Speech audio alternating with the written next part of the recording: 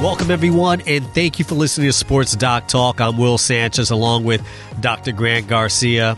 Like always, sports, orthopedics, all the time. This is what we do. This is what we love, and we love talking with you and just talking about the things that we really care about.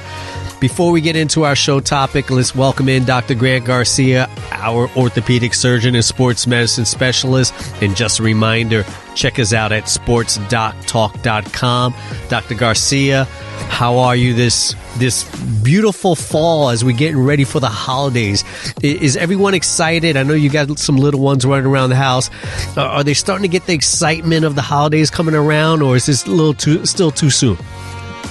They're excited. You know, it's my daughter's birthday before the holidays, so she's way more into that than the holidays yet. So once that passes in early December, then the holiday rush will come. Once we get the tree up and everything else, the kids tend to get more excited. But we're good. Yeah, no, end of the year is crazy though for orthopedics, so it's hard to get super excited about the holidays yet.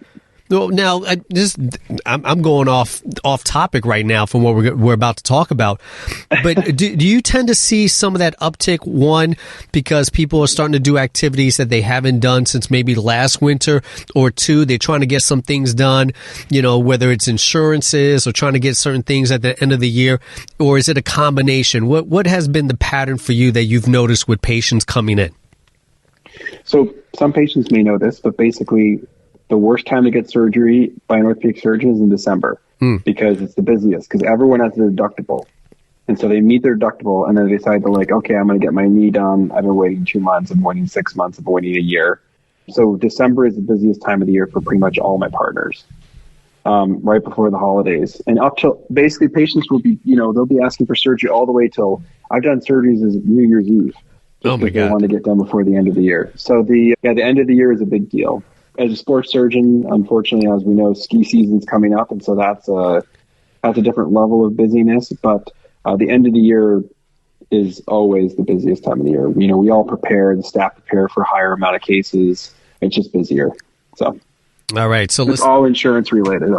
It sounds like it, and I know personally for myself, I used to snowboard a lot, and I've been far enough removed where I'm going, yeah, you're starting to get a little too old for that. Not so much getting too old for that, but the fact that I haven't snowboarded in over a decade, and now I'm just like, I feel like I'm going to go out there, something's going to happen, utilizing muscles that I'm not used to doing and used to carving and things like that. But like I said, we're getting way off topic about what we're going to talk about today, because what we're going to talk about today is really an underlying theme that's been around for a long time, and it finally seems to be at a heightened state, especially the last year in football, and that's been the argument between turf and grass. And that's the topic that we're going to get into today.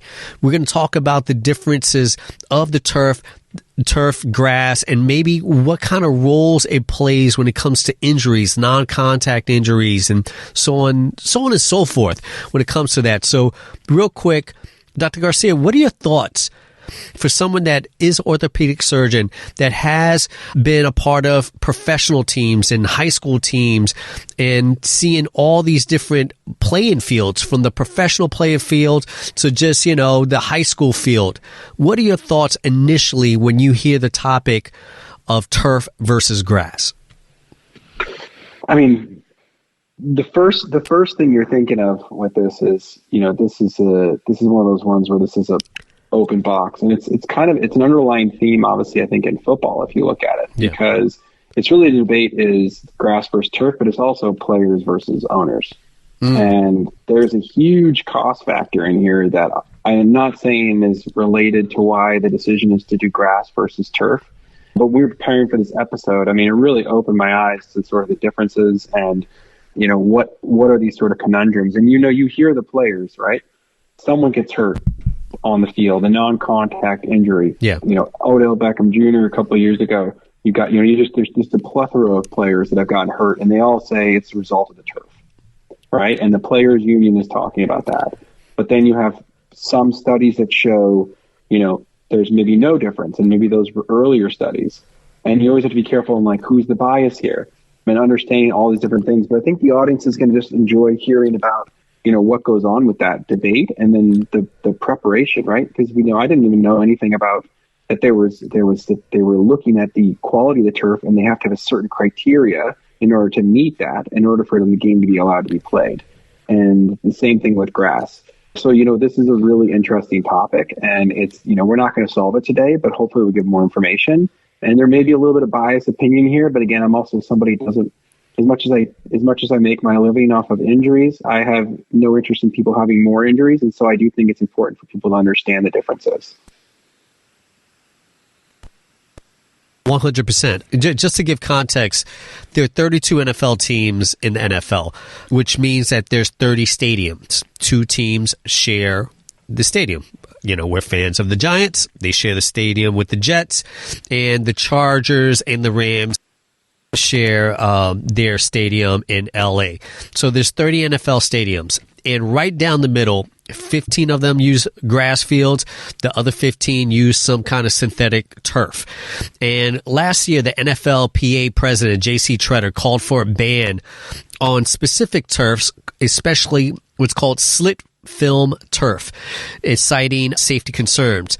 And this type of turf has statistically have had higher in-game injury rates compared to other surfaces for each of the following, right? The non-contact, missed time, lower extremities, foot and ankle injuries.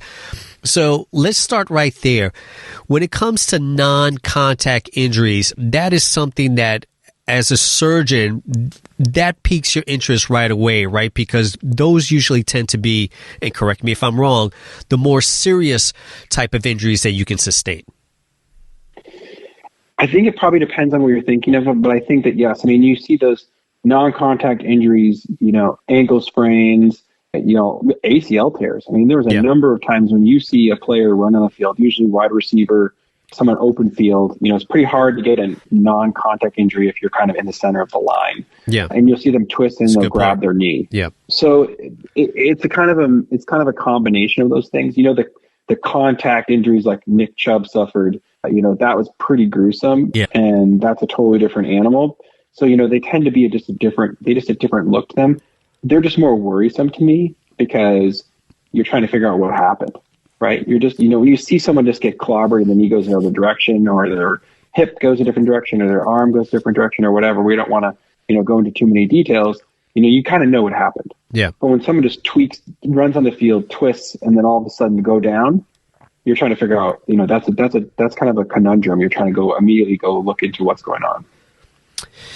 This might be a stretch here, but have you noticed, or in your profession, a higher tick of injuries from turf to grass, or is that just too hard to really kind of realize, or, having asked that question with your patient from what you've seen from, players coming in, whether it's soccer, football, lacrosse, because especially, I guess, at the high school age, they're probably going to play more on turf fields because of the cost savings for these stadiums than compared to maybe some of the other fields that are happening, at, the city park or something like that.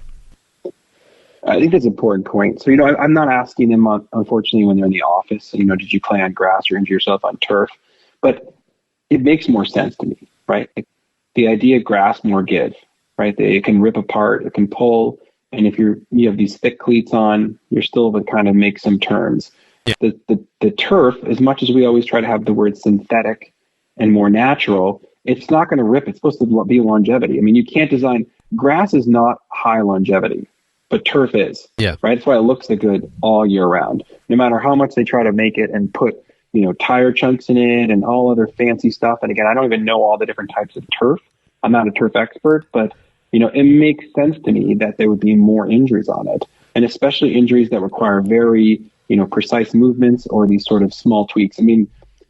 We've seen this already in the sense that more recently they are a higher number of foot and ankle injuries found. And there's been a couple studies which we'll talk about. But I think the point you brought up that's really important for everybody to understand is say, why does this matter? Why is this not being fixed? Well, the word cost is real. Yeah. I was hearing about this, and I think we may talk about this or not, but you're talking about, turf field to maintain, to put in, it's moderately expensive, but it's not very hard to maintain. The grass can be, upwards of $2 to $3 million. And, you have these owners who don't want to spend more money and would rather have the money be profits versus using all grass. Yeah. But what the interesting statement is, when we were doing some research on this, is that the grass now and all the technology, grass can be done at any level, right? And I think a few of the places like Green Bay, who you'd imagine would not be able to handle grass, or places like Miami or whatever that can't have grass because of the heat, they both maintain them. So the weather is not a factor anymore. Yeah. And so there's really the reason, I think, is because it's harder to maintain and more expensive. But then again, this is my own opinion. No, listen, let's keep it real. That's exactly what it is. I mean, let me grab a quote from Tiki Barber. He mentioned this on his radio show about 2 weeks ago, and this is his quote. He said, "Whatever the cost is, isn't that worth the maybe $500 million of salary on your team? You are putting that investment in each player at risk every time they play on this terrible surface," Barber explained on that Monday. "Every single week, I feel like someone is getting hurt on this turf. If the Giants and the Jets are serious about player safety and the NFL, they have to change that turf to grass. I don't care how much it costs. It's worth it in the last players' salaries. You're paying guys to be on injured reserve." And just for the non-football fan out there, Tiki Barber is a former running back great from the New York Giants. He has affiliations with the Giants. He works with the Giants. He works on their flagship store. He has relationships with the owner, John Mara. So he has really kind of put himself out there. This is not coming out of left field from someone that it doesn't have insight. So this seems really, really personal and kind of a reach out there to the owner to say, hey, you have to get this done no matter what the cost, because the cost of losing these franchise players are going to cost you more. What do you think about when you hear that quote from Tiki Barber? I think that's an incredibly good point. And it also begs the question, why have we not done this? And I know that the problem you have, and we've talked about studies on this show, and how they can be really, challenging, and they're always a little bit biased in one direction or the other, and there's statistics we have to look at. But, if you have the same study being done multiple times, which we could talk about that one we were mentioning previously, recently showing a significant uptick in foot and ankle injuries with the artificial turf, they're not lying, and you have players arguing for it, and you're absolutely right. I mean, we all talk about this. Why do I do certain treatments on a professional player that's different than I do on a regular natural athlete? Unfortunately, they are paid more money, and so as a result, even if they get them back one game earlier, it's worth the more expensive treatment or the out-of-pocket expense because I want to get them back. But if I get back 1 week earlier, or you get back 1 week earlier to your, our day jobs, it's not the same financial difference. And so, these guys being out and being paid on injury reserve, you're absolutely right. It's not that expensive to put grass in and maintain it compared to one of your best players or a combination of players. I mean, even one or two players that are making $2 to $3 million a year, which is considered low for the NFL. If they are an injured reserve, that already pays for the grass. And so it's kind of a silly thing. It's almost at this point now an ego thing, I think, and just sort of like that's the way it's been done. Right. And obviously it makes it easier for them. It is a lot of hassle to have to change it over all the time. But at the same point, it's not like there's only one or two teams doing it. Half the teams already have grass. And so I think that his quote is excellent. He's got good insight. Again, he's not a statistician. He's not a grass master. He's not a turf master. But nonetheless, he's done this enough that I would really trust his opinion, and he cares for his players, but he also cares for the Giants. So for him to say that, that's a big deal. Yeah, and we're talking about a player, and like I said, for the listeners that don't know who he is, he retired at the height of his football career. He led the NFL, or was the second leading rusher in the NFL when he retired. And he retired because of the fatigue that he felt. That, it's getting beaten up on Sundays by players, but also landing on turf. And for anyone that's ever played, right? I'm not just saying football, soccer, anything. When you fall down, we look at them, they fall, they get up. that hurts. Those fields, those turf fields hurt. It's like it's just falling down on something hard, and it makes a big difference. I want to put in context, because if you're looking on a grand scale around the world, the biggest game around the world is soccer, and the biggest league is the Premier League.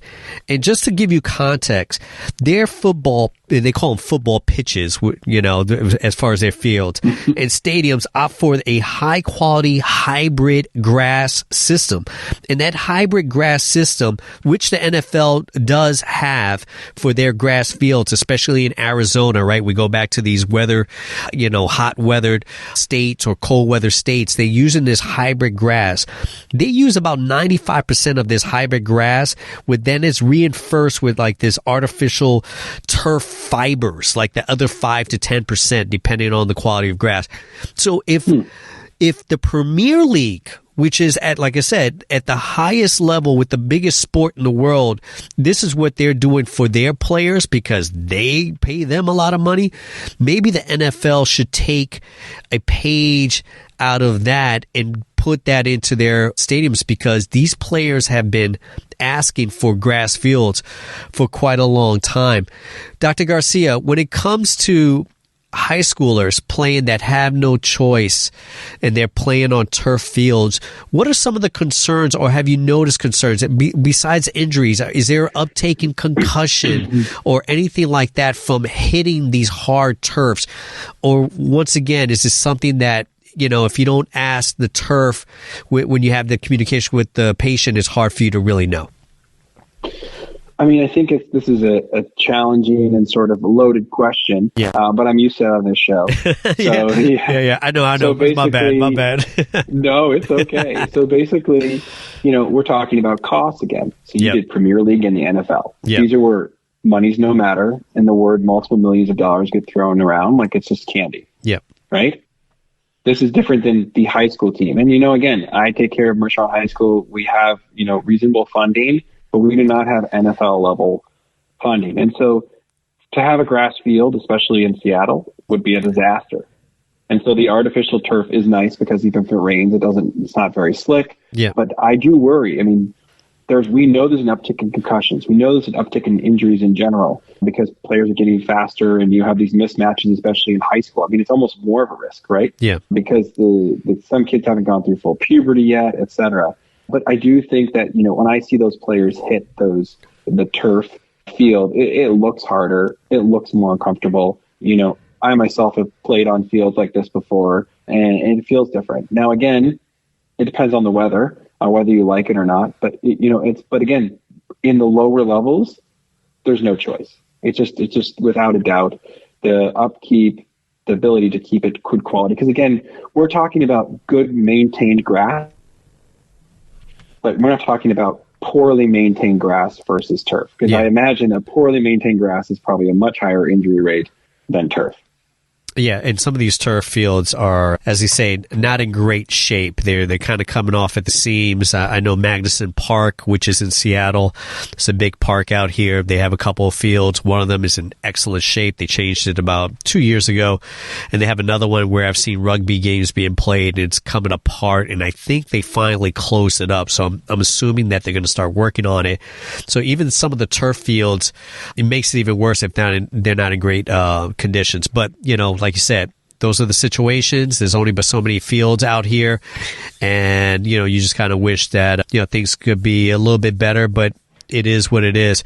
As we wrap up the turf versus grass conversation, I'm going to be a little cynical here, but I'm feeling kind of that way. This is the week I'm kind of having, so I'm going to go a little cynical here and say that I think also, and you take it with a grain of salt, when I think about these owners maybe being hesitant to change right away and give the players what they want, I start to think about negotiations and give a little and take a little, and we'll give you this, but we want that. And, we got 17 weeks. We would love 18 weeks, and we could do this and we could do that. Like I said, I have no idea, no justification, but we know this is a business, and businesses with owners and players is a give and take type of situation. So I'm not saying that that's what the case is, but there's always that little voice in the back of my head, because I'm playing cynical this week, that possibility may be there. I think that's an excellent point. I think you may find out sooner or later, and you may be more correct than you think. Well, I'm hoping nobody comes knocking on my door. I'm not that, let's make sure we don't have Goodell's goons coming after me. You've hit it big on the podcast when people from the NFL start knocking on your door. All right, let's make sure we don't hashtag the NFL when we release this. All right, let's go to a great story. I was really excited about this. I saw this a few months ago, and then I'm watching Sunday Night Football, and there it is. There's a commercial by AT&T, and I was like, this is amazing. I was talking with Dr. Garcia about this. We said, next show, we're going to talk about it. Sure enough, commercial on Sunday Night Football, and this is their AT&T 5G helmet, which has been used this year on October 7th at the Gallaudet University. This school is for the deaf, and they have a football team. AT&T created this helmet that they can utilize, and it has a screen in front of their helmet, a clear screen where the coach can put this information, the play call. The quarterback could see it in the rest of the players, and they know exactly what's going on. So this is really a game changer. Before we get into all that, what are your initial thoughts on this type of technology that's out there, and how do you think that can benefit you? Because we always talk about technology in your field, and what can you see as a next level for this type of technology in orthopedic surgeon? Well, in the interest of time, I won't get too excited about this, but this, when I saw this and you showed it to me, this is pretty impressive technology. I think it's good for the audience to hear about it. I mean, the ability for these deaf players to be able to see the heads-up display screen and see it in action, plus the idea of the 5G helmet having all the communication signals. I mean, remember the old shows when people were trying to tap on their helmet because they couldn't hear the play call? Yeah. It sounds like this is completely new technology. And so this is really interesting to see, because we always talk about concussions in helmets, but not really what else that can be brought into them. And the ability of this to sort of run new plays, or especially for some of these players that go, even in the NFL level, but college, high school, when you're learning the plays, to have one of these heads-up displays, especially for some of the wide receivers, et cetera, especially if you just started on the team and you haven't been able a chance to learn them all, that's pretty awesome. A lot of times they use, in our high school, we use signs and things like that to show them, but to have this sort of technology with this helmet built in, I think it'd be a game changer in terms of just being able to do a more plethora of things and keeping everybody organized. For my work, we already do some of this stuff, and this is pretty awesome. This heads-up technology / virtual reality is kind of a coalescence together. When I do some of my surgical videos, I have this 4D or 4K head camera that I wear, and I actually have a heads-up display in my eye when I'm operating, and I can see what I'm doing, so I know whether the picture is going to be good quality. Yeah. So I already do some of this stuff. And the new features we're talking about are, you get 3D mapping of the patient for shoulder replacement, and then you can actually see if you put the implant in, and you can actually virtually put it in with your hands. Now, again, that technology is limited, and there's different things. And this is going to be, I think, one of the next generations of technology for surgeons. Because what we could do is get an MRI or a 3D CT scan. So what it is like a CAT scan, and then it basically will show someone's bones or anything in 3 dimensions, and you can spin it around in your helmet. It's essentially like having a computer right there that's sterile, and then it can also have part of your surgical plan. So as you're putting things in, it will show you if you're doing the right orientation. They already do a lot of this guidance sort of 3D modeling in spine surgery, and we're doing it in a lot of other places because we've noticed that the precision that we can do things is even better. So you have a highly trained, skilled surgeon with incredibly high technology. It's going to make your surgeries better, more precise, and faster. And the less time you're under surgery, the better you do. It's just, there's no doubt about it. Yeah. If you do a good surgery, but you're also efficient, that is the best case. And I've seen in surgeries, when I have really efficient surgeries over time, as I've gotten better and better, I've seen that my patients are doing better and better, and I'm doing maybe the same surgery, the exact same thing from the year or two before that. But as you get more efficient and you have less time under anesthesia, it just makes more sense. And so, all this technology is only going to help patients, which is pretty awesome. And I think they're going to see technology in the higher level for football. How do you see this as a teaching tool? Let's say Dr. Garcia, a few years from now, where maybe he's now teaching the young bucks, the young men and women of the future surgeons, and you're sitting there as a proud papa and having some kind of technology like this that you can sit there almost kind of like a coach and guide them through something like this, or maybe something beyond even our thought process. This is stuff I think about. I'm like, now, just besides what you're doing right now, but how can you use this as a guidance or a teaching tool going forward? What are your thoughts on something like that? Well, I hate to tell you that there's actually more reality than you know right now. So, I do some of this stuff. Again, We used to do it with the Avail system we had talked about previously, where the camera system was in there. We went live, and I'd done a few of these from my operating room where I would teach people how I do something and show them it. And there are certain companies that if you need to learn a new procedure, the surgeon will actually bring in, have a camera come in and do a sort of video live for you, so they can help you walk through, or you can watch them in the operating room through this type of situation. But the newer technology, which is really not there yet, it's hard. Even the camera system I use is quite technically challenging, and it's not the best system out there. It's just pretty good. There's just nothing like it. Yeah. But really, the next step, I think, is you have a head camera on. It's a great camera. It's really, you don't really have to think about it because you don't want to have distractions in the operating room. That's never a good thing. But you have the ability to have this camera on and watch you. It's guided by your head, so it sees your bird's eye perspective, which is really, that's the part that people can't see usually in the operating room, right? There's, in certain cases, there's only one person, even though there's a few people operating, that can actually see exactly what's going on. That's usually me, the surgeon. And so then I can do that huddled together with the sort of heads-up display to see what I'm showing them, and then they can actually ask questions and you can teach. And so the answer is yes, this is a very early market for this type of technology. Yeah. And this is going to be a game changer. I mean, even in the last few years since, residency, fellowship, and now surgery, and then starting to build a repertoire, teaching other surgeons about certain techniques that we do in the complex stuff that we do over here in Seattle now. This technology like this is incredibly helpful. It also saves a lot of time. I mean, it's a lot of effort for me to fly out to some place to teach when I can teach directly from my operating room where I normally work anyways. Yeah. And so it's better for all parties involved. Lower costs too, because you're not paying for someone to fly out and hotels, et cetera. It's overall better quality for everybody. And so that's really what's important, but you're also utilizing technology. It's like Zoom, but for surgeons, which is pretty cool. You think besides whether it's the cameras or the technology getting better, but outfitting the operating rooms, whether it's having 25 mini cameras from different angles, like you said, bird's eye side, everything else, all these different views of something that you may not notice if you're on one side of the table. I guess my long-winded question is, do you think outfitting the operating rooms to a certain extent will help advance that technology as well? It will, and it's also the push. It's the push for the companies who want to teach. It's the push for the surgeons who want to have that better perspective. I mean, hospital surgery, where I trained, we had cameras. We had one camera and the lights.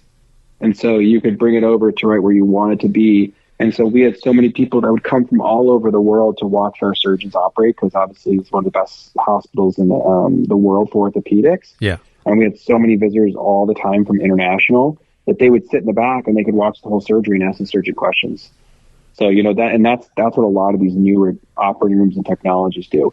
We're more of a private practice, so it's a different teaching facility, but a lot of facilities nowadays are starting to do more outfitting of that, right? Because you want to be able to see, and people want to come in, if they're going to shadow you and watch, they don't want to see someone turned around talking to them and kind of mumbling. Yeah. They want to be able to see the whole thing. It makes the experience better. And as we all know, what you hear about 20%, but when you see it, it's a whole other animal. Right? You're like, that makes perfect sense to me.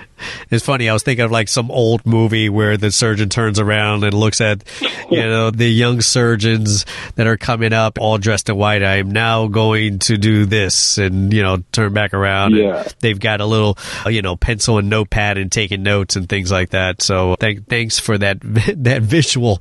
When you think about the university and the football players, this university education for the deaf, I saw a video when they introduced the helmet, they introduced the technology to them, saying this is going to be available to you. and said, man, I'm really happy for the kids that are going to college and playing football and having something like this. And I'm looking forward to the technology that's going to keep expanding, and who knows where this kind of goes. What are your last thoughts on this technology and just, this 5G helmet that Gallaudet was able to use?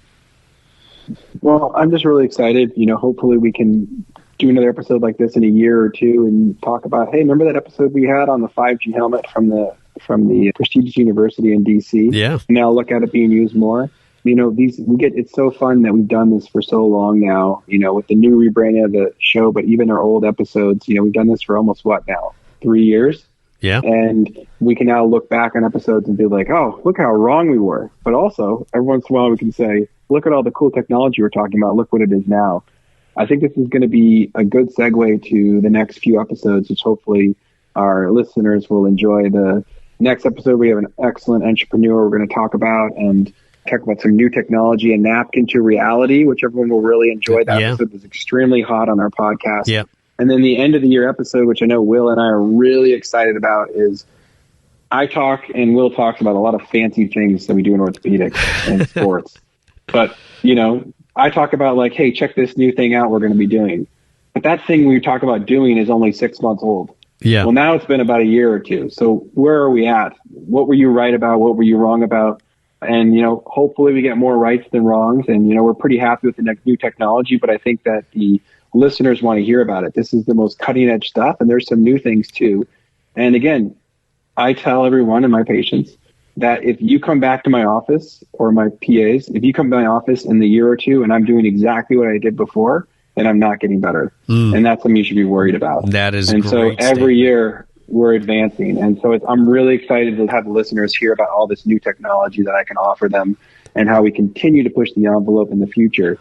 So that'll be our sort of Christmas episode. So we're excited. Thank you all for listening, and follow us on all the platforms we talked about. And Will, I hope you feel better. And obviously, many thanks for coming on tonight. I know you weren't feeling up to it, but I think that the listeners will be really happy to hear our turf discussion and our 5G helmet. So before we go, I got some trivia for you.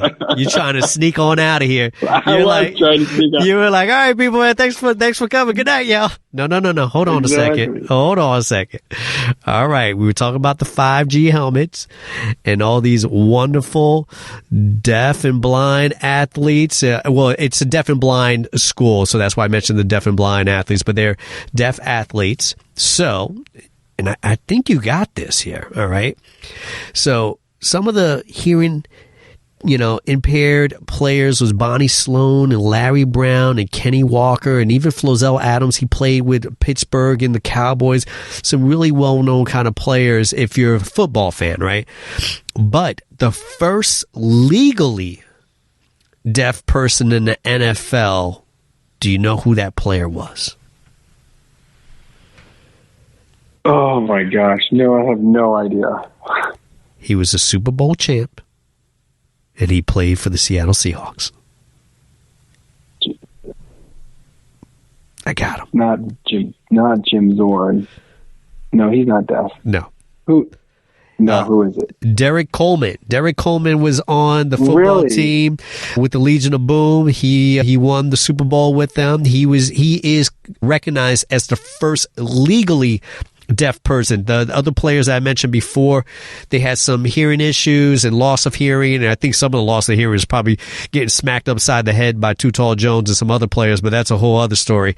But the first legally deaf person in the NFL was Derek Coleman for the Seattle Seahawks, and he won himself a Super Bowl. So just tying all of that there together. Wow. So imagine how difficult it was for him to play in the NFL at the NFL speed and still be able to be a player. And he was a player 5-6 years at least. I don't have the numbers in front of me, but he played and he made it. So kudos to Derek and everyone else out there that are playing and doing their things, whatever the challenges are. Just a little information. And I know Dr. Garcia was trying to get out of here before we got to the trivia. So we just want to thank everyone. Thank you for listening to Sports Doc Talk. Check us out at sportsdoctalk.com. We've got our shows. We've got transcripts of the shows, right? We're talking about, this is a great episode, right? For deaf, right? We're there. We have this information on our website. You can read all the mumbo jumbo that I'm talking about right now. You can read it in our scripts and our transcripts. So please check out the website. There's a lot of great information. Dr. Garcia always has some really cool stuff and talk about cool toys and all the other stuff that we talk about. So please check it out. Dr. Garcia, before we go, any last words? No, thanks to all those listeners. Always fun. Thanks, Will. And looking forward to next episode. All right. Thank you, everyone. Thank you, Dr. Garcia. Take care. Take care.